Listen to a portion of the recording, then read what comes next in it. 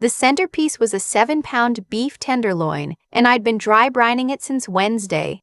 That's the part nobody tells you about hosting Christmas dinner for 11 people. The work starts days before anyone rings your doorbell. I mapped out the whole menu on a legal pad 2 weeks earlier, sitting at the kitchen island in my robe with my second cup of coffee.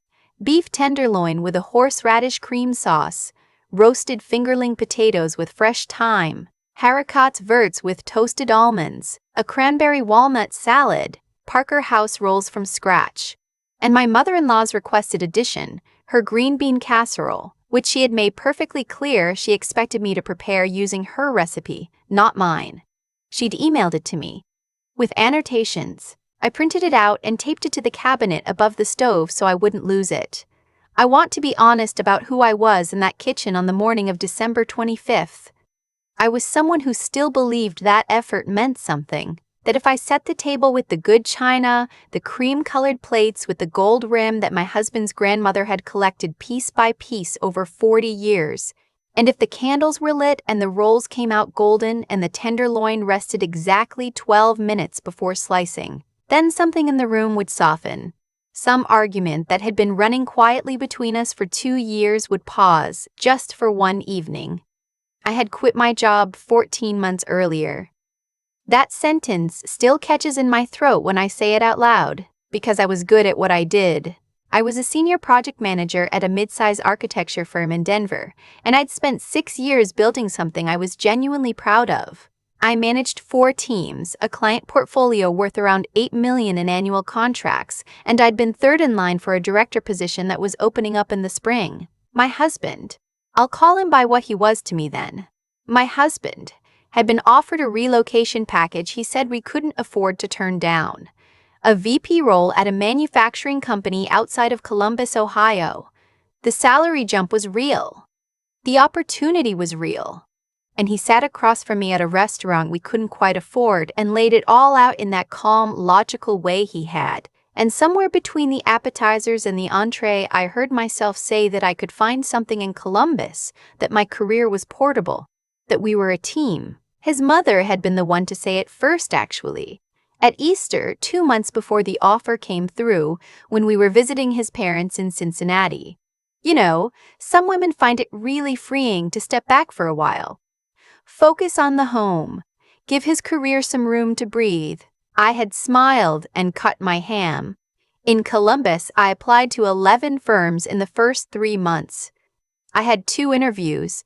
One position was eliminated before a decision was made, and the other went to someone who had existing client relationships in the Ohio market. My husband said to give it time. His mother said maybe this was a sign. His sister said, with what I think she meant as kindness, that some women bloom when they stop trying so hard. I started cooking elaborate dinners. That sounds like a joke, but it wasn't one I was making intentionally. I just needed somewhere to put my hands. I'd always cooked, my grandmother had taught me, and I genuinely loved it, but in Denver it had been a weekend thing, an unwinding thing. In Columbus, it became something closer to a project. I subscribed to cooking magazines. I watched French technique videos at 2 in the morning when I couldn't sleep. I perfected my pie crust and my stock and my knife work. I hosted dinner parties for my husband's new colleagues, and they complimented the food, and my husband accepted those compliments with a kind of comfortable ease that made me feel, for a moment, that I had contributed something. His mother visited often. Columbus was 45 minutes from Cincinnati. She always had suggestions. The pie crust needed less butter. The pot roast was good, but her version used a different cut. The guest bathroom needed new towels. And this, always this, in one form or another, you're so lucky you have the time to do all this. Some of us never had that luxury. By the second Christmas, I had stopped arguing. I had stopped explaining. I had learned to nod at the right moments and redirect the conversation to something safe, something she could hold and turn over and find acceptable. I had also, quietly, started keeping records. Not because I expected to need them. I want to be clear about that. I started a notes app on my phone, private, locked, where I wrote down dates and what was said and who was present, the way someone builds a habit they don't fully understand yet. I think somewhere underneath the part of me that was still trying to make Christmas dinner perfect, another part of me was paying attention in a different way. I finished searing the tenderloin at 11:45 and transferred it to the roasting pan. The house smelled like garlic and rosemary. The table was set. The rolls were proofing under a clean dish towel. I had pressed the linen napkins the night before. The first car pulled into the driveway at noon. His mother came in without knocking. She never knocked. And stood in the kitchen doorway and looked at the stove and said, "Is that my green bean casserole recipe?" I said yes. She said, "It smells like you used the wrong onions." I did not use the wrong onions. The recipe said French's crispy fried onions, and I had used French's crispy fried onions, and I had also, for the record, bought a backup can. His sister arrived 20 minutes later with her husband and their 2 kids. His father came in behind them carrying a bottle of wine he would remind us about 3 times during dinner. 2 of my husband's work colleagues, the ones he'd specifically wanted to impress, arrived at 12:30 with their wives, and everyone congregated in the living room while I moved between the kitchen and the dining room. And no one asked if I needed help. His colleague's wife, her name was Renata, and I liked her immediately in the way you like someone who seems to be watching the same thing you're watching, drifted into the kitchen around 1 and leaned against the counter and said, "Can I do anything?" I handed her a lemon to zest. She zested it with more care than the task required, which told me something about her. "How long have you been in Columbus?" she asked. 14 months, I said. "Do you like it?" I considered the question. "The farmer's market is good," I said. She laughed, not unkindly, and I thought we might have been friends under different circumstances. My husband appeared in the kitchen doorway at 1:15 while I was pulling the roasting pan out of the oven and said the guys were getting hungry. I said dinner was at 2 as planned. He said, "Can you maybe move things up a little?" I said the tenderloin needed to rest. He said, and this part I remember with a precision that I don't think I'll ever lose, "Can you just be flexible for once? Not everything has to be done exactly your way." Renata found something to look at on the other side of the kitchen. I set the roasting pan on the trivet, set the timer for 12 minutes, and did not say anything at all. Dinner was at 2 o'clock as planned. Everyone sat down. His father poured the wine and mentioned the label. His mother repositioned 2 of the serving dishes without asking. The children were seated at the folding table I'd set up in the corner of the dining room, which I'd covered with a cloth and set with their own smaller plates, because I'd read somewhere that kids feel more included when they have their own designated space, and I had genuinely tried to think of everything. The tenderloin was, objectively, perfect. I knew it when I sliced it. The color was right, the texture was right, the horseradish cream had the right amount of bite. His colleague said it was the best beef he'd had outside of a restaurant and meant it. His mother said, "The green bean casserole is a little salty." I thanked her for letting me know. My husband at the head of the table was different that afternoon in a way I registered without naming. Too comfortable, too settled into his chair. He was laughing at the right moments and refilling glasses and performing a version of ease that felt, on reflection, rehearsed. It was his sister who spoke first. She cleared her throat in that particular way she had and said, "We actually wanted to talk about something since everyone's together." I looked at my husband. He was looking at his plate. His sister said that my husband had been doing a lot of thinking, that the 2 of them, she and her husband, had been talking with him for the past few months, that his mother had been part of those conversations too, that they all cared about him and wanted what was best for him, and that sometimes love meant making hard choices. I put my fork down. My husband looked up then. He looked at me with an expression I recognized from negotiations, that practiced steadiness, that means the decision has already been made, and this moment is only the announcement. He said he thought we should separate, that he'd spoken with a lawyer, that he believed we'd grown in different directions, and that he'd been unhappy for longer than he'd been able to admit, and that he hoped I could understand. 11 people in that dining room, 2 of them his colleagues, their wives, his family.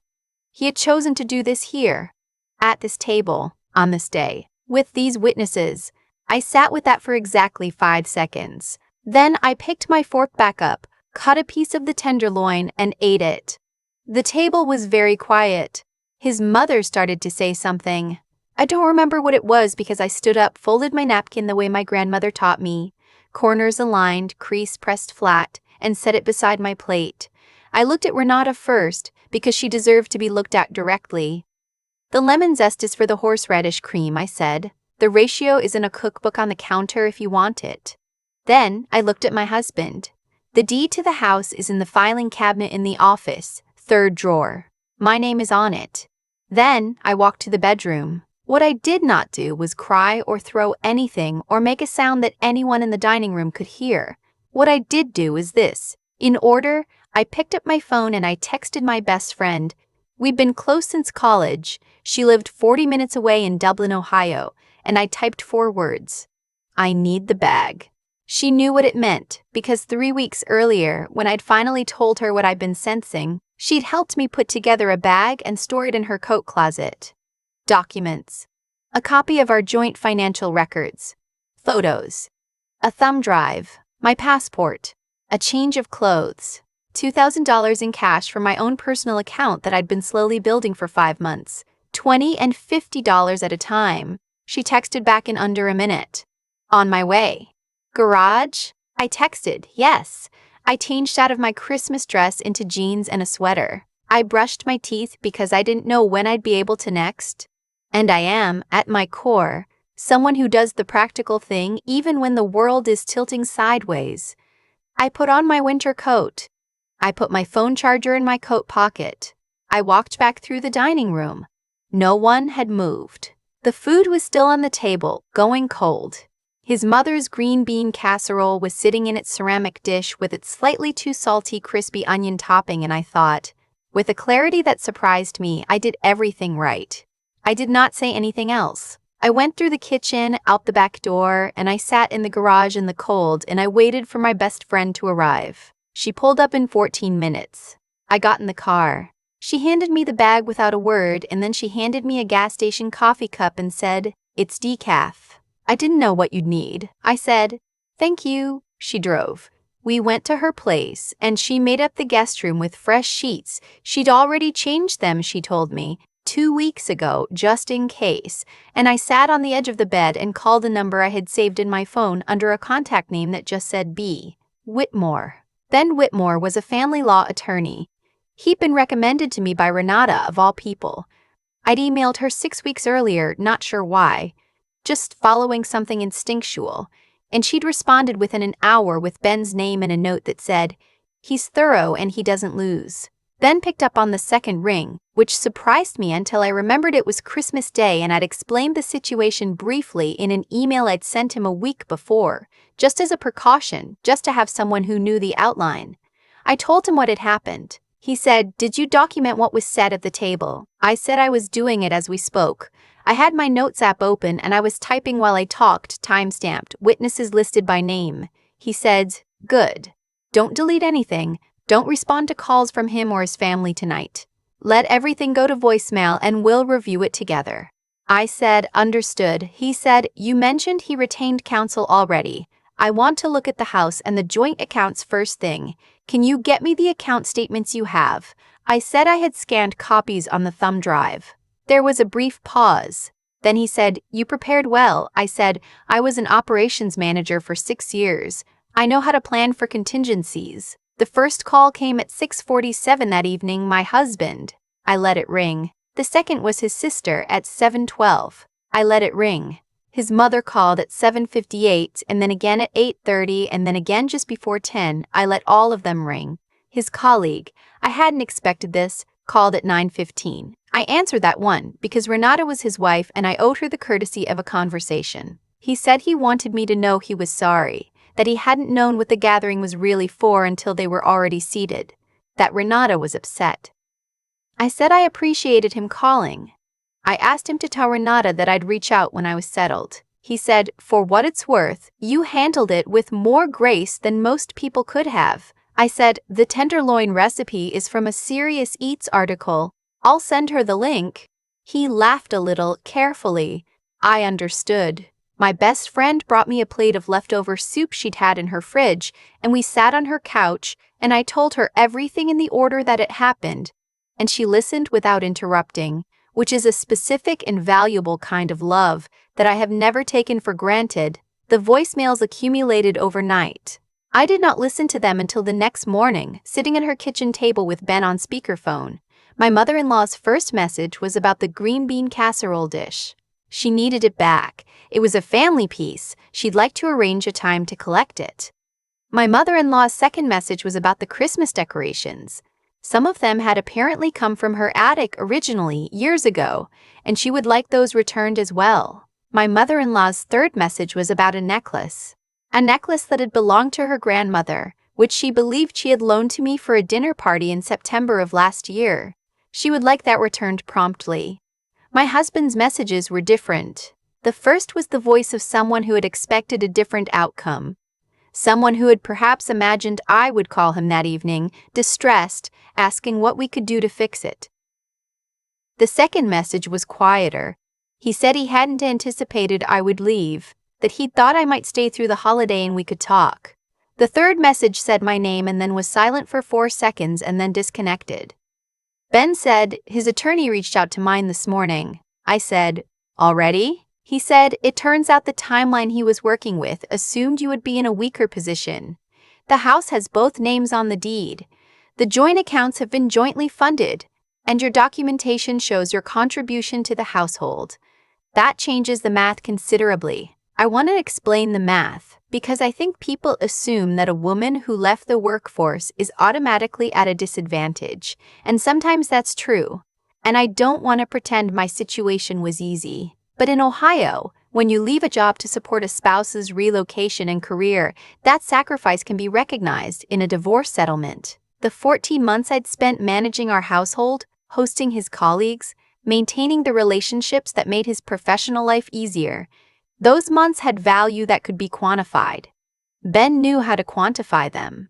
The other piece was the retirement account. My husband had a 401k that had grown significantly in the past 3 years. Marital contributions are marital property in Ohio. He had, apparently, not fully accounted for this in whatever plan he'd been constructing with his family over those quiet months. I know now that the reason the calls didn't stop was not grief.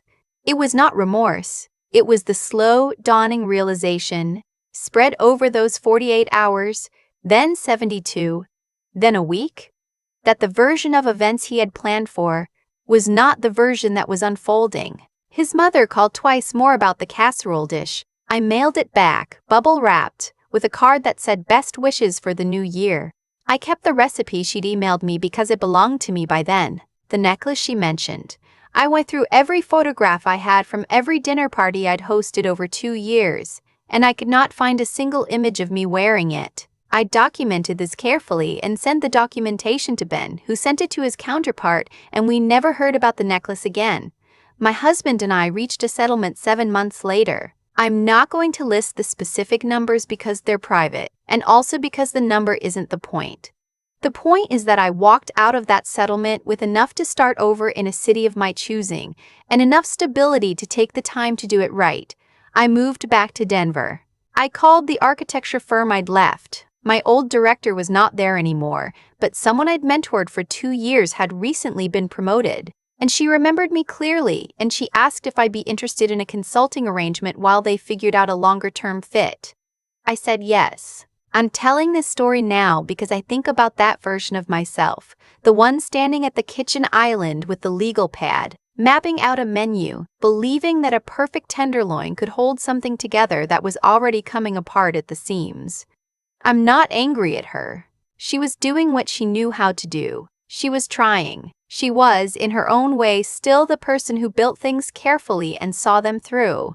She just didn't know yet that she was also the person who could walk out of a dining room with 11 witnesses, get into a cold car on Christmas Day, and begin something new with a gas station coffee cup and a bag she'd packed for herself 3 weeks in advance.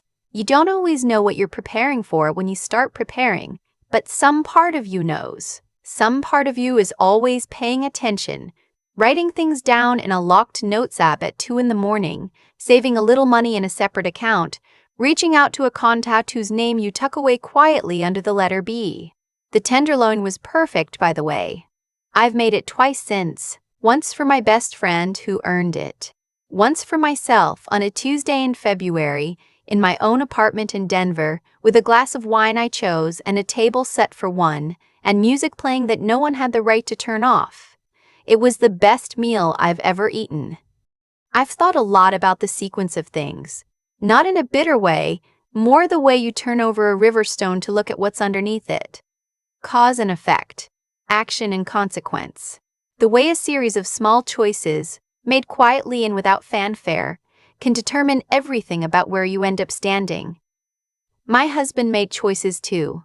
He chose to plan in private while I cooked in good faith. He chose an audience, his colleagues, his family, a table full of people I had fed and welcomed, because he believed that setting would leave me no room to move. He chose a moment of maximum vulnerability because he had calculated, somewhere in those months of quiet conversations with his family, that a woman who had given up her career and her city and her professional footing would have no leverage and no plan. What he didn't account for was that I had been paying attention longer than he realized, and that the qualities that made me good at my job, the planning, the patience, the ability to hold a long timeline in my head, don't disappear just because someone asks you to stay home and make green bean casserole from their mother's recipe.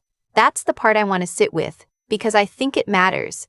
I didn't outmaneuver him because I was lucky. I didn't walk out of that dining room with my footing intact because the universe decided to reward me. I was prepared because I had been honest with myself, even when honesty was uncomfortable. I had listened to the part of me that was quietly keeping records at 2 a.m, not out of bitterness, but out of a clear-eyed recognition that something was wrong and that I was the only person who was going to protect myself. That's what I mean when I think about intelligence. Not credentials, not titles. The intelligence of paying attention to your own life. Of not explaining away what you're seeing because the alternative is too hard to look at. Jess understood this. She changed those guest room sheets 2 weeks before I ever needed them because she was also paying attention. Ben Whitmore understood it. Renata, who passed along his name in a quiet email, understood it too. The people who helped me weren't strangers.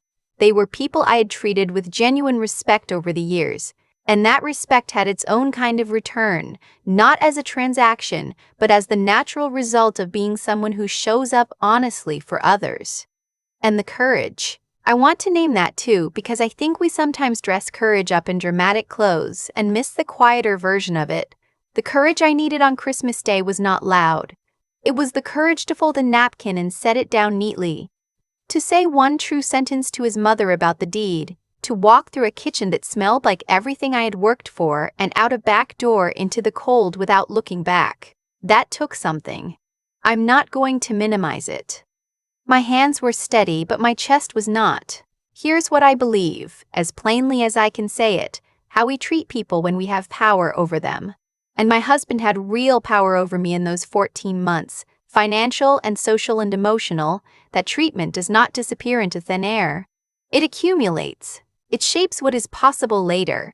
He had spent 2 years slowly narrowing my options, and he had done it with a kind of confident carelessness that told me he had never really considered what I was made of. The calls that came in on those 48 hours were not remorse. They were the sound of a plan that had not accounted for the person it was made against.